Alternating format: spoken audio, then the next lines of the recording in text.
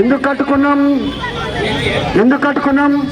రాముడు లేని అయోధ్య ఉండద్దని, రాముడు లేని అయోధ్య ఉండద్దని, దేవుడు లేని గ్రామం ఉండద్దని.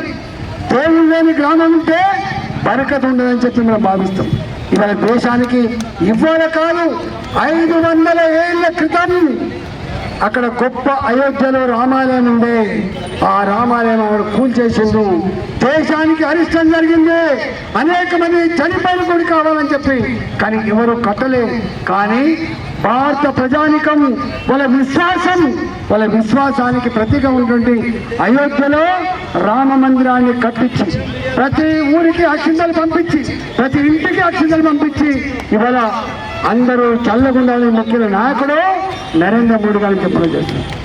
ఇవాళ మోడీ గారే కదా గ్రామాల్లో టాయిలెట్ కట్టిస్తున్నది, మోడీ గారే కదా డబుల్ బెడ్రూమ్ పంపిస్తున్నది, మోడీ గారే కదా ఇవాళ రోడ్లు వేయిస్తున్నది, మోడీ గారే కదా రైల్వే స్టేషన్లు బాగు చేస్తున్నది.